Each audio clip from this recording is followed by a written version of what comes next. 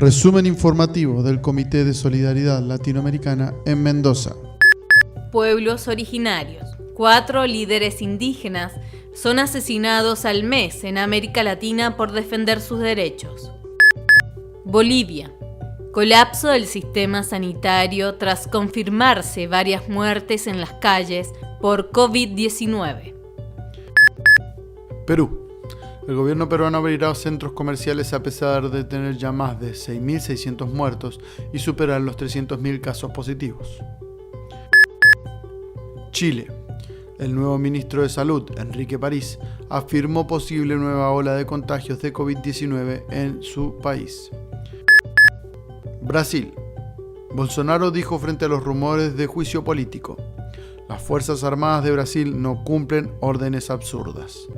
Aumentan las manifestaciones en contra y a favor del presidente ultraderechista.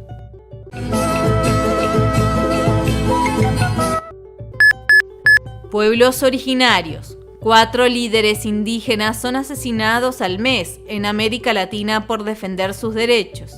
En la región existen 1.223 conflictos territoriales.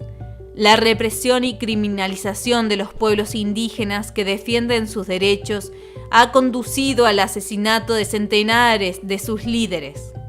Los pueblos autóctonos de la región, unos 60 millones de personas, que representan un 10% del total de la población, continúan siendo uno de los colectivos con mayores atrasos en materia económico-social.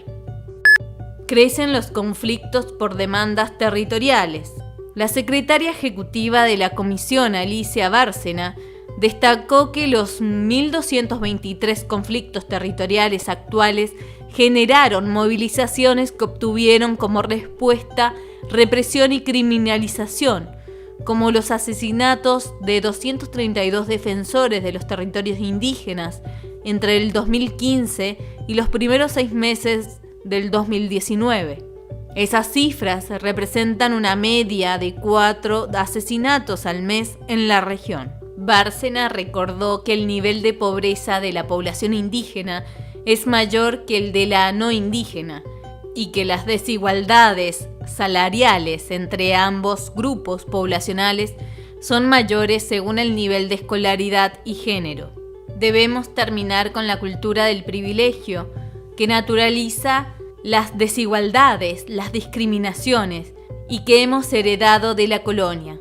Tenemos que irnos a una cultura de la igualdad que respete especialmente la gran riqueza de los pueblos indígenas. Abya-Yala, América en lengua guna, es una tierra en plena madurez, con sangre vital y donde urge garantizar los derechos de los pueblos indígenas, afirmó Bárcena.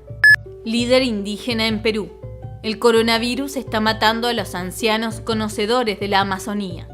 Camino a los 90 días del estado de emergencia en el Perú, no hay datos certeros sobre cómo están afectadas las comunidades indígenas, mucho menos las de la selva loretana, la más castigada. Jorge Pérez, presidente de la Organización Regional de los Pueblos Indígenas del Oriente, advierte que el asunto es grave. Estamos en una situación muy difícil. Necesitamos una decisión política rápida que ayude a los pueblos indígenas más alejados, azotados por el nuevo coronavirus. Lamentablemente, los habitantes de las comunidades indígenas tienen un sistema inmunológico muy vulnerable y una simple gripe los puede matar. Estamos hablando de un hecho bastante grave. Es un colapso total. Muchos ancianos, sabedores, han muerto por este coronavirus. Entonces, los depositarios de los conocimientos tradicionales que sirvieron de fuentes de investigación o conocimientos hacia futuras generaciones están desapareciendo. Este es un costo, se puede decir, muy alto.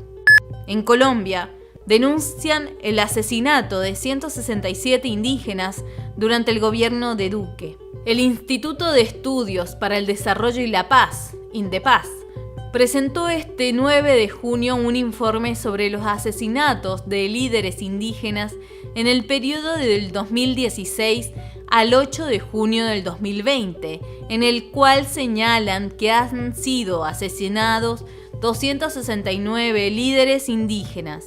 En el 2020 han sido asesinados 47 líderes indígenas, 14 de estos durante el periodo de cuarentena, según Indepaz. El departamento donde se han presentado mayor número de asesinatos a liderazgos indígenas desde el 2016 ha sido el Cauca, con 94 reportes, 28 corresponden al primer semestre de este año. Lo que ocurre en Cauca responde a la lógica de un departamento donde históricamente se han presentado conflictos territoriales, con sectores privados legales e ilegales, tales como la minería, señaló la organización. Los pueblos indígenas han firmado su autonomía y decisión de permanecer en sus territorios como condición esencial para garantizar supervivencia, rechazado todas las manifestaciones del conflicto armado y han asumido una posición de resistencia pacífica ante todos los actos armados. Y por ello reclaman el derecho a la libre determinación para que se reconozca y se respete sus planes de vida, así como los proyectos en su territorio que intervengan con recursos nacionales e internacionales y que fortalezcan las autoridades tradicionales y legítimas. A su vez, las comunidades indígenas denuncian que deben también ser reconocidas como víctimas del conflicto armado y el reconocimiento de los actores armados a la verdad, la justicia, la reparación integral y la no repetición hacia los pueblos étnicos. Resumen informativo. Para desalambrar las fronteras. Desalambrando el cerco mediático.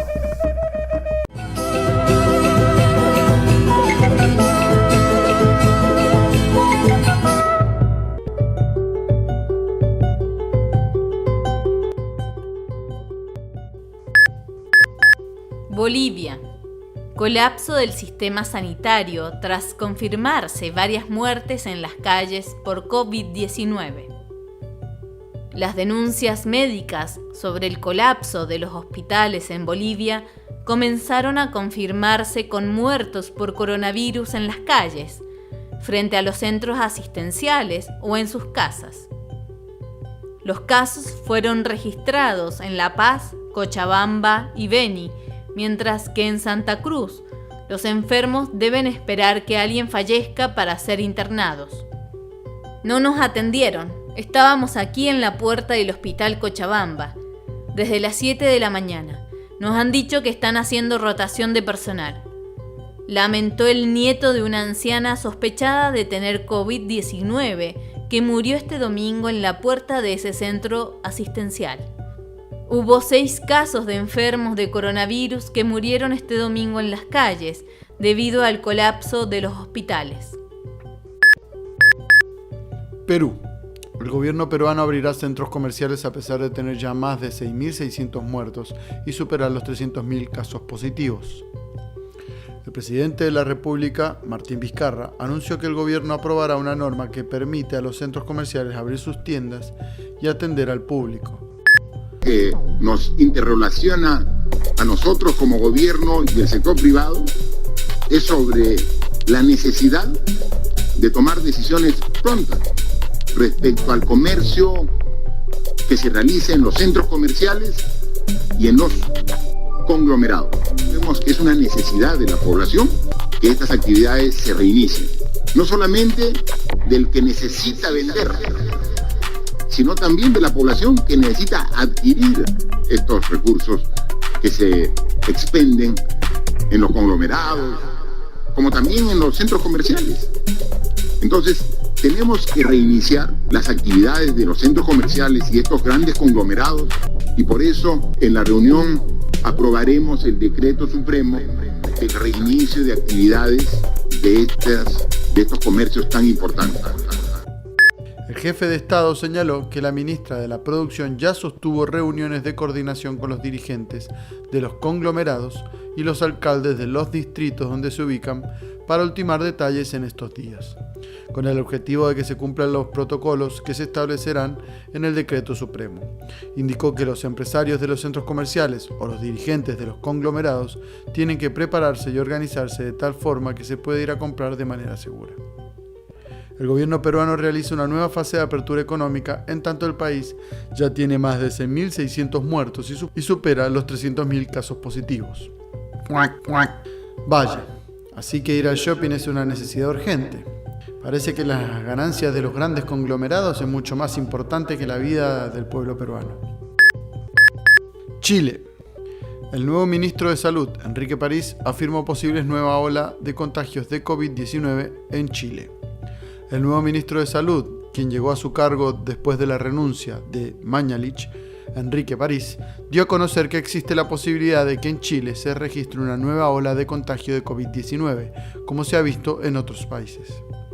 La segunda ola tiene que ver mucho con la cantidad de pacientes que quedan sin anticuerpos, indicó París, por lo que si nos quedamos con pocos pacientes recuperados, vamos a tener una segunda ola con seguridad. Cuantos menos pacientes con anticuerpos tengamos, la segunda ola es más probable, sentenció, incluso con medidas de distanciamiento social y uso correcto de mascarillas, el ministro de Salud. Además señaló que dentro de las medidas que se tomarán está incluir los casos de neumonía como casos de coronavirus. Esto está en relación al conteo de fallecidos por la enfermedad. París manifestó que el número se entrega cruzando los certificados de defunción que emite el registro civil con el examen positivo que entregan los laboratorios. Queremos agregar a este listado los pacientes que, habiendo fallecido de un cuadro viral, una neumonía viral grave, que se supone que es por coronavirus, aunque no tengan el PCR positivo. También los vamos a agregar porque creo que eso va a mejorar la transparencia, señaló. Estos dichos se deben al escándalo que provocó la renuncia del anterior ministro Mañalich al conocerse que el Ministerio de Salud informaba a la población chilena menos muertos de lo que afirmaba a la Organización Mundial de la Salud. A su vez, el ministro del Interior, Gonzalo Blumel, anunció que se aumentarán los controles y su rigurosidad. Vamos a seguir fortaleciendo las fiscalizaciones, vamos a seguir aumentando los despliegues, incorporando tecnología como drones y cámaras de vigilancia para poder identificar a esas personas, a esos irresponsables. La Comisión de Constitución del Senado acaba de aprobar la ley que aumenta y endurece las penas para quienes incumplen las normas sanitarias. De 540 días para quienes burlen las normas sanitarias hasta 3 años de presidio efectivo. Vaya, el gobierno de Piñera sigue estando más preocupado por controlar la población que por curarla. Gasta más plata en drones que en respiradores y más plata en pacos que material para cuidar el personal de salud. Estos políticos están más preocupados por lo que puede hacer el pueblo que por lo que hace el coronavirus. Brasil. Bolsonaro dijo frente a los rumores de juicio político: las Fuerzas Armadas de Brasil no cumplen órdenes absurdas.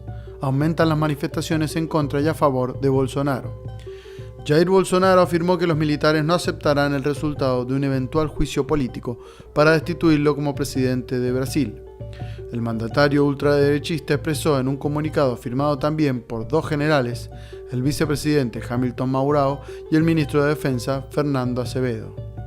Las Fuerzas Armadas de Brasil no cumplen órdenes absurdas, como por ejemplo la toma del poder. Tampoco aceptan los intentos de toma de poder por otro poder de la República, violando las leyes o a causa de un juicio político. Las Fuerzas Armadas están bajo la autoridad suprema del presidente. Las mismas se destinan a la defensa de la patria, la garantía de los poderes constitucionales y, por iniciativa de cualquiera de estos poderes, a la ley y el orden.